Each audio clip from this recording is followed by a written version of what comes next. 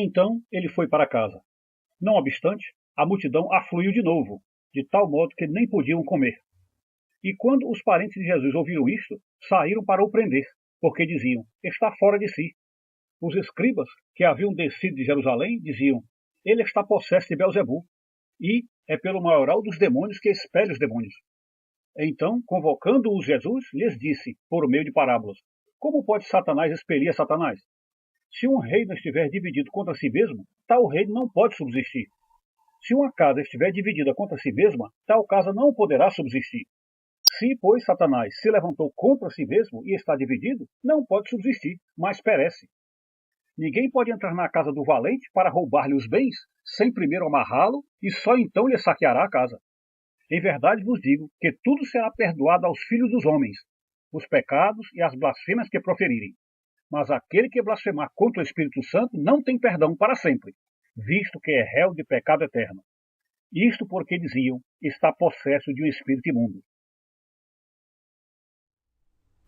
Professor JV, se a Bíblia diz que Satanás pode se transformar até em anjo de luz, e os judeus sabiam que o demônio pode operar qualquer milagre, inclusive os milagres de Jesus, como o Nazareno conseguiu provar que era Deus e não Satã a operar as maravilhas que o Cristo operava quando esteve entre nós? Meus prezados, este texto bíblico que acabamos de ouvir, que é um dos textos mais, podemos dizer assim, polêmicos, dos textos também mais periclitantes,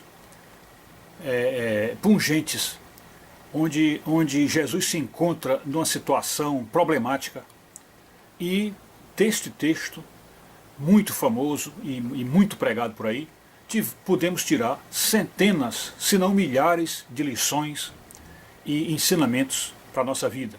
E principalmente para entendermos um ponto crucial da teologia, que é essa dificuldade que o próprio Deus sentiu e sente de nos convencer da sua existência, do seu poder, dos seus milagres, por meio da fé.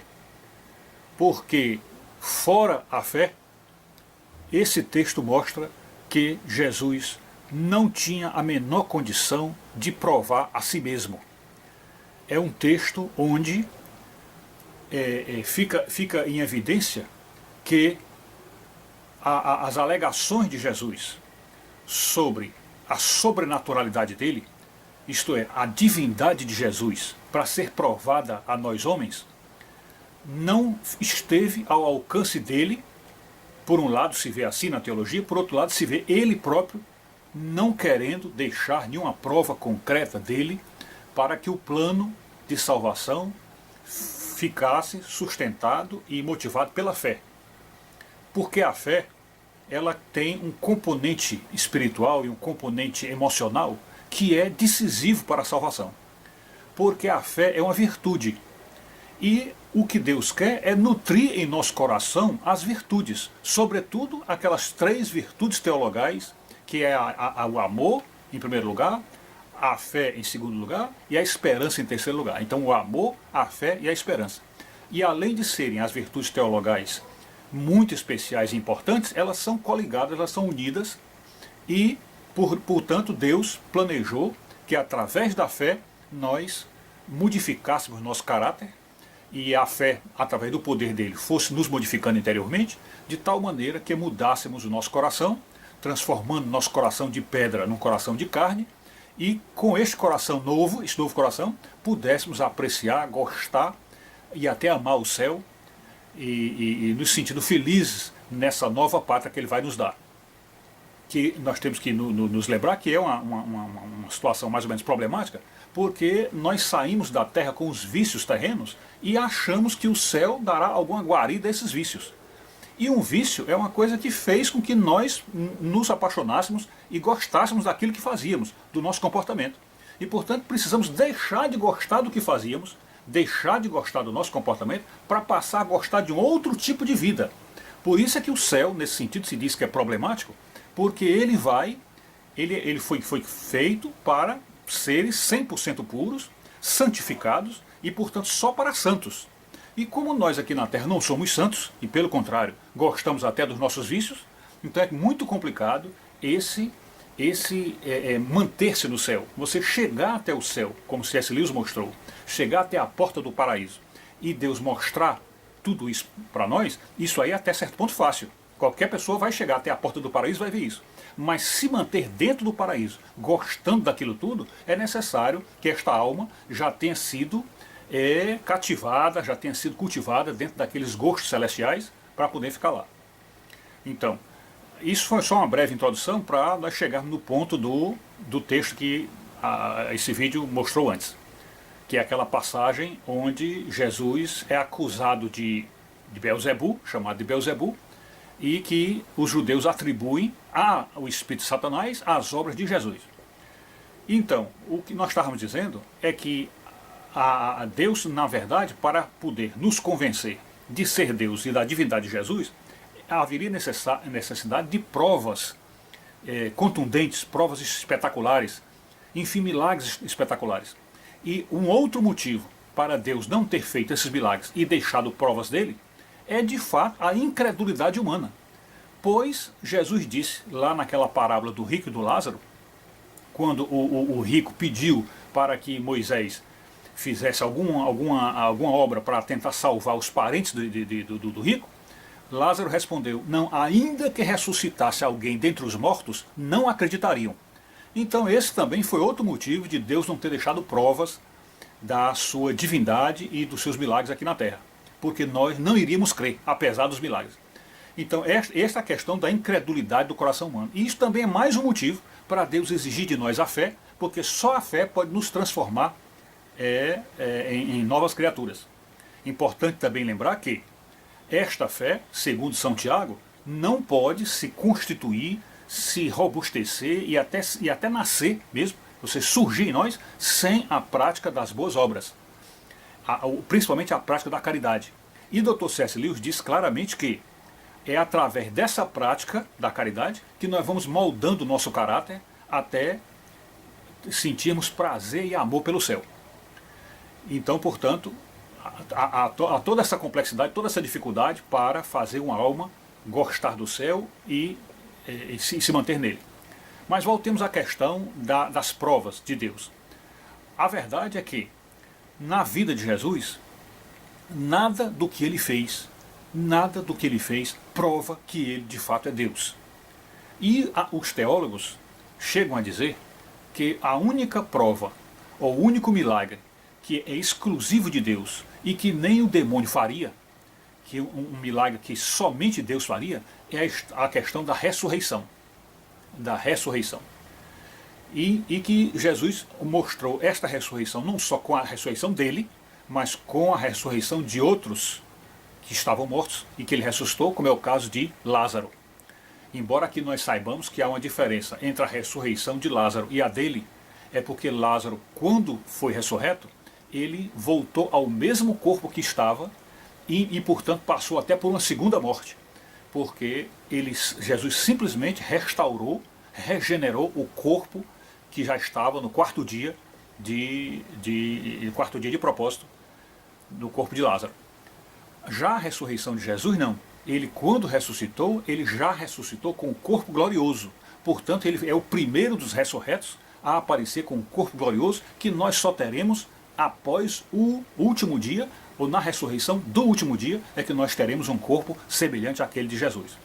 Então, os teólogos dizem que somente esta ressurreição de Cristo, esta ressurreição que surge com o corpo glorioso, somente esta é o milagre que o demônio não pode fazer. Porém, quando nós estudamos a teologia cristã nos seus detalhes menores, observamos que, mesmo ressuscitar alguém, naquele sentido da regeneração de um corpo, que é o sentido lá de Lázaro, da ressurreição de Lázaro, o demônio pode fazer.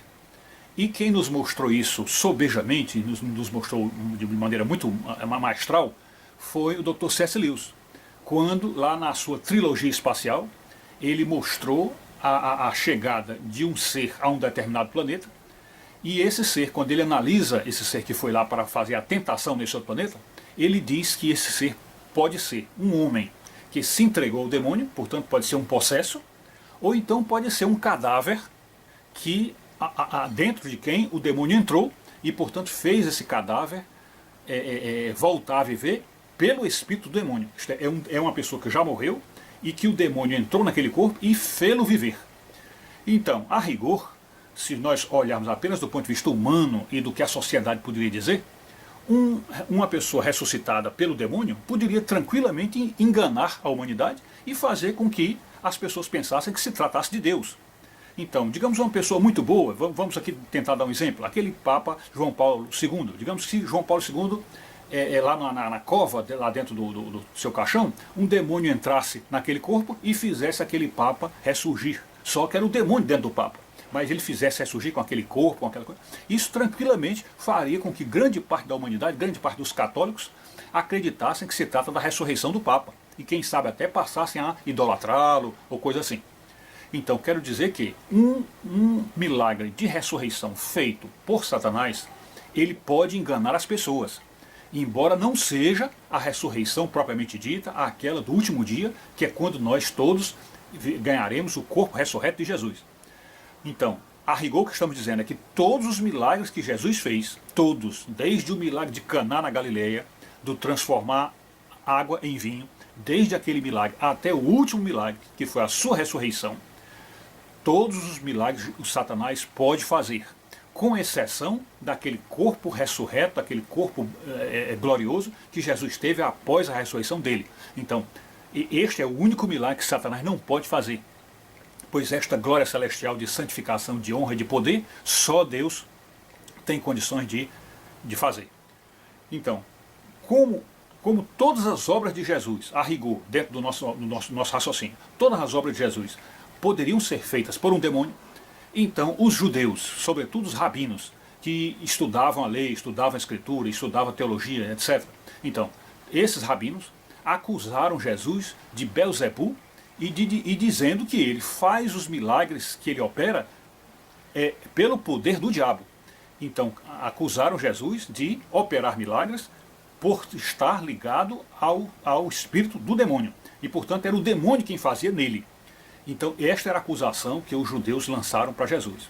E na resposta de Jesus, e também podemos analisar na resposta de toda a Escritura, a única coisa que Jesus poderia dizer, a única solução para este problema, este drama colocado pelos judeus, dessa acusação dos judeus, da qual não há saída, não há saída. Então a única maneira de Jesus escapar do que ele disse é dizer aquelas palavrinhas que Jesus disse. E mais impressionante ainda, que nós devemos pensar nesta hora, Jesus não apelou ali para o nosso conhecimento bíblico, não apelou para conhecimento do Velho Testamento, não apelou para os próprios milagres dele, alegando, mas por essas minhas obras vocês podem crer que eu sou Deus. Não, naquela ocasião específica, quando os judeus o acusaram de Belzebu, ele não chegou e disse, as minhas obras falam de mim. Não, porque Jesus sabia que naquele momento, diante dos rabinos, esse argumento seria falho, seria frágil, muito frágil, seria sem fundamento, porque eles diriam, mas os demônios podem fazer essas obras que você faz. Então não teria como Jesus dar uma resposta ali. Então o único argumento que restou para Jesus, e de fato é o único, ele nos faz voltar os olhos não para a fé, não para a Escritura, não para a revelação, nada disso, mas simplesmente para a lógica. Jesus apelou para a lógica. E aqui, antes de dizermos que argumento foi, que resposta que Jesus deu, vamos dizer a importância da lógica para a salvação e para a nossa fé. É tão grande, como dizia o grande teólogo John Stott. Então a importância da lógica é tão grande para a nossa fé e para a nossa salvação, que quando Jesus se sentiu encurralado pela acusação dos judeus, ele apelou imediatamente para a lógica, pois somente a lógica salvou Jesus. Somente a lógica salvou Jesus. E qual foi a lógica que Jesus deu? Qual foi a lógica? E foi quando ele disse assim, ora, um reino não pode estar dividido contra si mesmo. E aí completou e disse, se Satanás estivesse dividido contra si mesmo, seu reino não subsistiria. Então somente este ponto que fez com que o judeu pensasse e nos faz pensar hoje, somente este ponto, que é um ponto de lógica pura, é que salva Jesus da acusação de Belzebu. Somente este ponto. E qual é a lógica que está nisso aí? A lógica que está nisso aí é você pensar de fato se o que Jesus disse está certo ou não está, se é lógico ou não é. Porque se um ser, seja de que partido for, seja de que país for, sendo seu inimigo ou seu amigo, se ele se dividir, se ele se autodividir, como é que ele poderá vencê-lo? Como é que ele poderá ter sucesso? Como é que ele poderá, vamos dizer, ir para frente? Se é seu inimigo, então, se ele se divide, automaticamente ele perde a guerra. E não só isso, porque se passa a se dividir e a lutar uns contra os outros, dentro do próprio grupo de inimigos, então terão perdido a guerra aí, porque já não terão mais força nenhuma para combater o inimigo verdadeiro. Então Jesus deu uma resposta lógica. A única resposta possível capaz de salvar Jesus era de que, que ele, Jesus, não podia ser Satanás, não podia ser Beelzebul. Por quê? Porque ele estaria lutando, e ele lutou e luta constantemente contra o demônio, expulsando demônios, fazendo exorcismos, salvando pessoas, libertando almas. Então, como todas as obras dele eram obras contra Satanás, então ele disse: se Satanás estivesse dividido contra si mesmo, seu reino não subsistiria. Então por isso é que eu digo que eu não sou o demônio, porque eu estou lutando contra ele. Então este foi o argumento de Jesus. E observem, e acho que isso é que é a coisa preciosa de se observar, é a lógica socorrendo Jesus, a lógica salvando Jesus, porque qualquer outro argumento que ele desse não iria convencer os judeus de que Jesus não estava agindo pelo demônio e que não era um demônio disfarçado de gente, como de fato ele fará na volta de Jesus, ou seja, antes da volta de Jesus, na chamada Grande Tribulação. O que nós vamos assistir no comando do mundo, como mandante do mundo, é um homem que é o diabo transformado em homem, é o diabo nascido em carne humana e vestindo a carne humana para enganar as multidões. E a Escritura Sagrada diz que ele será capaz de enganar até os eleitos, isto é, até os crentes poderão se enganar com ele. Então aí está a resposta extraordinária de Jesus, e logo depois ele chega e diz, a partir dessa lógica, ele diz aquela coisa terrível que é: se nós confundirmos as obras de Deus com as obras do mal, dificilmente conseguiremos nos salvar. E dentro disto é que está aquela questão da blasfêmia contra o Espírito Santo, que se nós cometermos a blasfêmia contra o Espírito Santo, ou confundir as obras de Deus com as obras das trevas, nós não teremos salvação nem neste mundo, nem no outro. É isto.